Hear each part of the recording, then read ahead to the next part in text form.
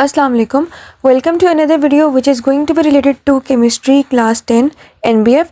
Today we are going to discuss basic concept of mole. As you have already studied basic concepts of mole in class 9, तो बस उसका overview थोड़ा सा लेंगे and then we will straight move towards the stoichiometry part which is basically the name of your chapter. तो हम लोगों ने basically जो emphasis करना है वो numericals पे करना है. Before that we just need to overview the definition, that is atomic mass, formula mass and molecular mass expressed in grams is called mole. यानी कि जब भी हम लोग किसी भी एटम के मास को, किसी भी फार्मूला यूनिट के मास को या किसी भी मॉलिक्यूल के मास को ग्राम्स के फॉर्म में एक्सप्रेस करते हैं तो दैट मीन्स कि it is a mole. Examples वही वाली हैं जो हम लोगों ने 9th में पढ़ी थी कि 58.5 grams of NaCl is equals to 1 mole. How, अगर हम सोडियम के एटॉमिक मास की बात करें तो दैट इज़ 23, क्लोरीन के एटॉमिक मास की बात करें दैट इज़ 35.5. दोनों को ऐड करेंगे 58.5 ग्राम्स हमारे पास आंसर आएगा.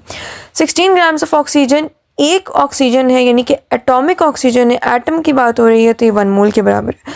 अगर यहाँ पे ऑक्सीजन गैस होती है और वो 16 ग्राम्स के बराबर होती है तो दैट वुड बी 0.5 मोल्स. और 18 ग्राम्स ऑफ H2O यानी कि मॉलिक्यूल है, एक मॉलिक्यूल के अंदर 18 ग्राम से क्या मुराद है, 2 + 16 करेंगे स्ट्रेट हमारे पास 18 आंसर आएगा. It is equals to 1 mole. In short अगर हम एक मोल को एक्सप्लेन करते हैं तो एक mole is basically 1 teaspoon of any sugar या एनी सॉल्ट या एनीथिंग. तो एक mole will represent the 1 teaspoon और उसके अंदर जितनी क्वांटिटी ऑफ दैट सब्सटेंस होगा that will be equal to जितने भी ग्राम्स हैं. ठीक है, यानी कि अगर मैं कहती हूँ कि the grains of sugar in 1 teaspoon तो दैट मीन्स के 58.5 grams in 1 mole. Right, now let's move towards the example. Basically ये मेरे पास यहाँ पे सॉल्व्ड एग्जाम्पल्स हैं.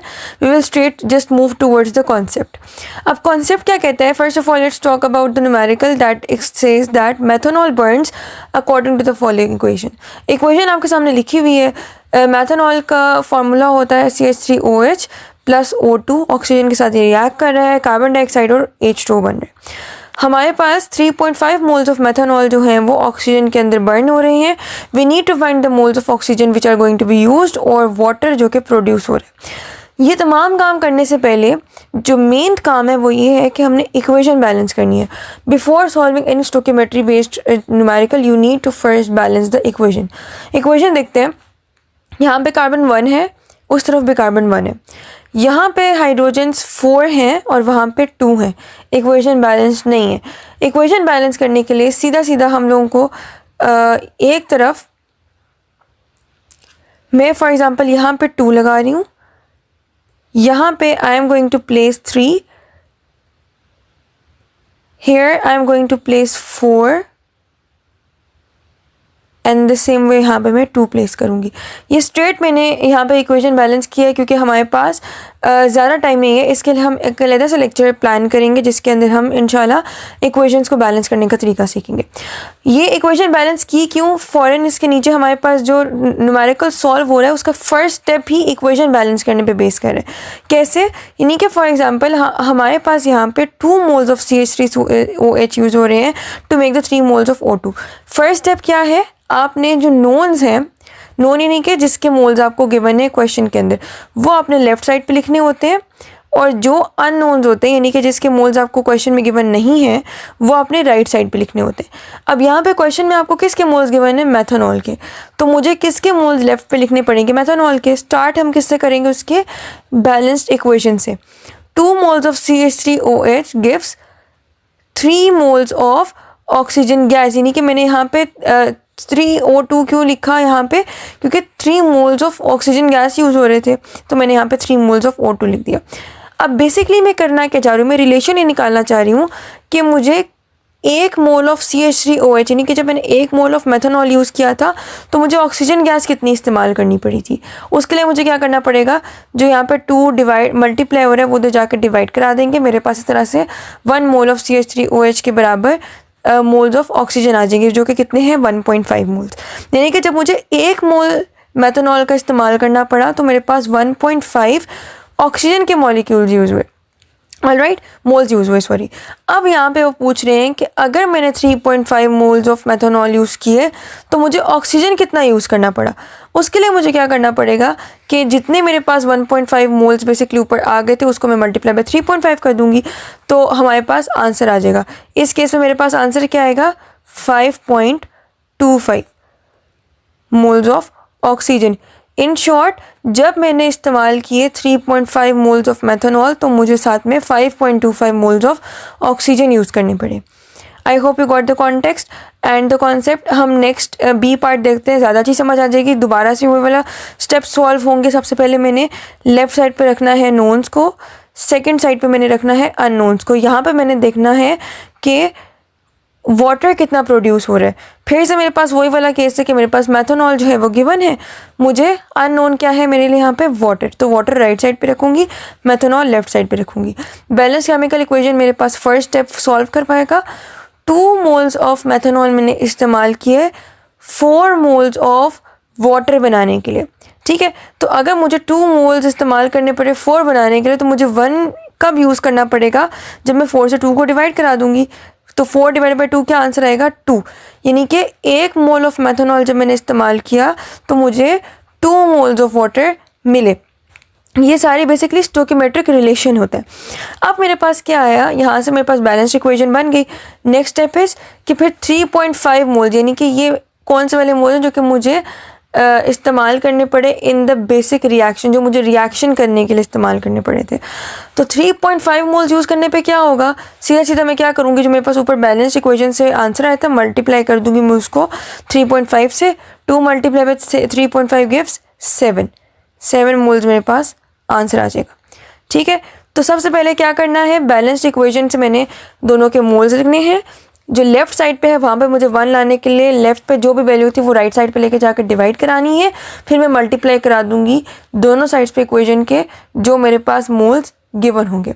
As simple as that. Next पे चलते हैं। नेक्स्ट हमारे पास एग्जाम्पल है which is iron can be produced by the iron ore Fe2O3 by reacting the ore with carbon monoxide। ये मेरे पास ओर है, ओर को मैंने कार्बन मोनोऑक्साइड के साथ रिएक्ट करवाया। मेरे पास आगे से क्या बनना चाहिए, Fe, यानी कि मेरे पास आयरन बनना चाहिए एंड कार्बन डाइऑक्साइड हमारे पास बाय प्रोडक्ट बनेगी। वो आपको फिर ऑटोमेटिकली रिएक्शन कराने के लिए करना पड़ेगा। बेसिकली अगर आप यहाँ से Fe2O3 में से Fe साइड पे कर दें, यानी कि Fe2 है ना, तो यानी 2Fe में साइड पे अगर कर दूँ तो मेरे पास क्या बचता है, मेरे पास यहाँ पे 3 कार्बन और 6 ऑक्सीजन बचते हैं। यानी कि मेरे पास कार्बन डाइऑक्साइड के लिए जितने भी मॉलिक्यूल रिक्वायर्ड थे वो बच जाएंगे। तो 3 कार्बन डाइऑक्साइड की मेरे पास वैल्यू बन जाएगी। यहाँ पे मुझे क्या फाइंड करना है कि कितना मैस मेरे पास आयरन का बन रहा है बाय 425 ग्राम्स ऑफ Fe2O3। मेरे पास यहाँ पे किसी के भी मोल्स गिवन नहीं है। स्टोकियोमेट्री के लिए सबसे पहले आपके पास मोल्स होना ज़रूरी है। मैं क्या करूँगी, मेरे पास यहाँ पे सिर्फ और सिर्फ एक ही डेटा गिवन है कि Fe2O3 के 425 ग्राम्स मैस है।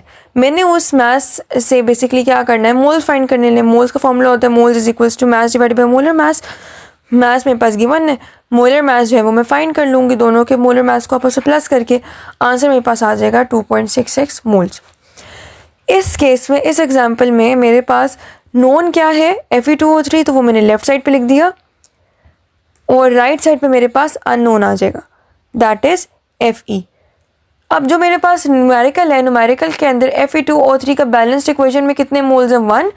तो 1 मोल ऑफ Fe2O3 यानी कि आयरन और will give me 2 moles of iron, 2 moles of pure iron. ये मैंने बैलेंस्ड इक्वेशन से निकाल लिया। अब मुझे यहाँ पे फर्दर डिवीजन में तो लेके जाने की ज़रूरत नहीं पड़ेगी। क्यों? क्योंकि अगर मैं ऊपर वाले पे देखूँ तो ये ऊपर वाला मेरे पास न्यूमेरिकल है। इसके अंदर पहले 2 मोल्स थे तो मुझे 2 को वहाँ पर डिवाइड कराने के लिए 1 बनाने के लिए 2 से डिवाइड कराना पड़ा था। अब इस वाले फार्मूला, इस वाले न्यूमेरिकल के अंदर तो 1 ऑलरेडी गिवन था, तो फर्दर तो मुझे कुछ भी नहीं करना, सीधा सीधा मुझे क्या करना है, 2.66 से दोनों तरफ मल्टीप्लाई करा देना। और मैं मल्टीप्लाई कराऊंगी, मेरे पास आंसर आ जाएगा 4 पॉइंट समथिंग करके। उसके बाद क्या होगा, मेरे पास मैंने सीधा सीधा से mess divided by mass is equals two moles multiply by molar mess करना है, मेरे पास आंसर आ जाएगा। ओके, यहाँ से मैंने जो बेसिकली आंसर आ रहा था वो मैंने निकाल लिया, दैट इज़ 5.32 मोल्स। 2 को मल्टीप्लाई बाय 2.66 मोल्स कराने के बाद, 2 को मल्टीप्लाई क्यों कराया था, क्योंकि यहाँ पे हमारे पास अगर आप बेशक यहाँ पे देख भी ले, 1 को अगर आप 2 से डिवाइड कराएंगे, 2 बाय 1 करेंगे तो 2 ही होता है। और फिर हम लोगों ने इवेंचुअली क्या करना था, जो स्टोकियोमेट्रिक एक्चुअल हमारे पास मोल्स थे उससे 2 को मल्टीप्लाई करा के 5.32 मोल्स फाइंड कर लिया। आंसर आपने मोल्स में नहीं फाइंड करना, आंसर में आपको क्या चाहिए, आंसर में आपको मास चाहिए। तो सीधा सीधा हम वही वाला फॉर्मूला यूज़ कर लेंगे जो कि मोल्स का था, बस मोल्स को एक तरफ रखेंगे, मास को मल्टीप्लाई करा देंगे, मोल्स को मल्टीप्लाई करा देंगे मोलिकुलर मास से, मास को एक तरफ रखते हुए। तो मोल्स हमने फाइंड कर लिए। मोलिकुलर मास में आयरन का पता है, दैट इज़ 56, आप 55.9 रखेंगे तो वो एक्यूरेट हो जाएगा, वरना 56 भी रख सकते हैं। आंसर आपके पास आ जाएगा 297.388। That is the final answer. Now let's move towards the question जो कि आपके पास सेल्फ असेसमेंट का है। वो बहुत ही बेसिक सा है, ये भी फौरन से सॉल्व हो जाएगा। Hydrogen Burns with oxygen by the following equation. Equation आपको गिवन है, इक्वेशन में आपके पास क्या है, ये बेसिक आप बचपन से पढ़ते आ रहे हैं कि H2 plus O2 gives 2H2O, ये आपके पास इक्वेशन बैलेंस्ड है। How many grams of oxygen are required to burn 100 grams of hydrogen completely.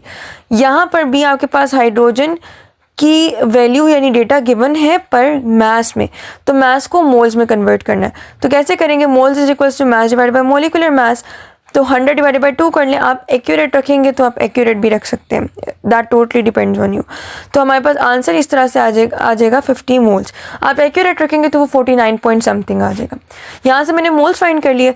फिर से हम क्या करेंगे, जो नोन होता है नोन को हम लेफ्ट साइड पे रखते हैं और जो अननोन होता है उसे हम लोग राइट साइड पे रखते हैं।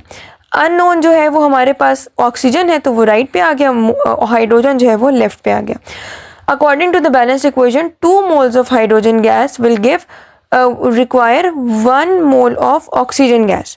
ठीक है, अब क्या होगा, अगर मैं ये अगला वाला स्टेप बिल्कुल डायरेक्ट हुआ हुआ है, लेकिन बेसिकली ये बिल्कुल ऊपर वाली ही कहानी है कि अगर 2 moles of H2 requires 1 mole, then 1 mole of hydrogen gas will require 1 divided by 2 moles of oxygen। फिर सीधा सीधा क्या किया हम लोग गए स्टोकियोमेट्रिकल डेटा के ऊपर, वो जो डेटा हमारे पास यहाँ से आया था 50 मोल्स, 50 को दोनों तरफ मल्टीप्लाई करा देंगे तो 0.5 मल्टीप्लाई बाय 50 गिव्स 25। यहाँ पे मेरे पास आ गया आंसर 25। आंसर अगेन मुझे मोल्स में नहीं चाहिए, मुझे आंसर चाहिए मास में, तो हम फिर से मोल्स का ही फॉर्मूला यूज़ करेंगे। मास को एक तरफ रखते हुए मोल्स से मल्टीप्लाई करा देंगे मोलिकुलर मास को। Molecular mass of oxygen gas 32 होता है, multiply by 25 gives 800 grams, as simple as that. यहाँ पे जाके हमारे पास जो स्टोकियोमेट्रिक बेस्ड अगर हम सिर्फ और सिर्फ मोल मास और मॉलिकुलर मास का रिलेशन देखते हैं, वो वाले न्यूमेरिकल जो है वो ख़त्म होते हैं। यहाँ से ऑनवर्ड्स बड़ा सिंपल सा कॉन्सेप्ट है कि वॉल्यूम के बेसिस पे अगर हम बात करें और रूम टेम्परेचर के बेसिस पे बात करें, तो बस आपने ये बात दिमाग में रखनी है कि बात वही है कि नोन को आप राइट पे रखोगे, अननोन को आप राइट पे रखोगे और नोन को आप लेफ़्ट पे रखोगे। बस इस केस में क्या है, रूम टेम्परेचर को यहाँ पे इंट्रोड्यूस करा दिया गया है। रूम टेम्परेचर पे आपके पास वॉल्यूम जो होता है वो 24 DM³ के बराबर होता है। बस इस चीज़ को दिमाग में रखना है और यहाँ पे आपके पास सारे के सारे फार्मूलाज मतलब जो भी न्यूमेरिकल्स होंगे वो सॉल्व होते रहेंगे कि 1 mole at room temperature is equal to 24 DM³। Question: determine the volume that 2.5 moles of chlorine gas molecule occupy at room temperature। 2.5 moles पे क्लोरीन मॉलिक्यूल को रूम टेम्परेचर पे कितना वॉल्यूम रिक्वायर्ड है। वॉल्यूम रिक्वायर्ड की बात हो रही है, यानी कि वॉल्यूम अननोन है तो वॉल्यूम को हम लोग रखेंगे अननोन राइट साइड पे और लेफ्ट पे हम लोग रख देंगे moles. As 1 mole of chlorine gas is equal to 24 moles per DM³, then 2.5 moles will equal to, क्योंकि यहाँ पे ऑलरेडी 1 की फॉर्म में हमारे पास यूनिटरी ऑलरेडी लगा हुआ है, तो सीधा सीधा हम लोग क्या करेंगे 24 को 2.5 से मल्टीप्लाई करा देंगे, आंसर आ जाएगा 60 DM³। Simple. Next question is how many moles of oxygen are there in 50 DM³ of oxygen gas at room temperature. अब यहाँ पे थोड़ा सा डिफरेंट हो गया, यहाँ पे आपके पास जो मोल्स हैं वो अननोन है तो वो राइट साइड पे आ जाएंगे और जो हमारे पास वॉल्यूम है 50 DM³ वो मेरे पास नोन है तो वो मैंने लेफ्ट साइड पे रख दिया। तो as 24 dm cubes is equals to 1 mole, तो फिर 1 dm क्यूब के कितने के बराबर होगा, 1 डिवाइडेड बाई 24 मोल्स। यहाँ से हमारे पास आंसर आ जाएगा, आप लिखें तो भी ठीक है, ना लिखें तो भी ठीक है, 1 डिवाइडेड बाई 24 भी लिखेंगे तो दैट इज टोटली फाइन।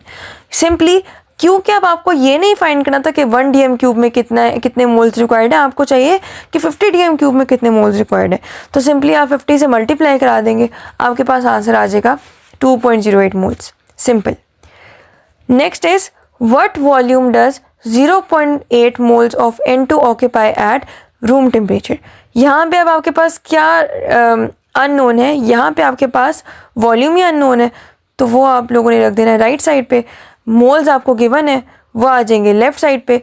हमारे पास एज फिर से वही वाली एग्जांपल, वही वाला सारा स्टेटमेंट चली आएगी कि as 1 mole is equals to 24 dm cube, तो फिर 0.8 मोल्स कितने के बराबर होगा, सीधा सीधा 24 से मल्टीप्लाई कर देंगे 0.8 को, आपके पास मोल्स का आंसर आ जाएगा। यहाँ पे हमारे पास न्यूमेरिकल्स, परसेंटेज, कॉम्पोजिशन से ऊपर ऊपर तक सारे ख़त्म हो चुके हैं।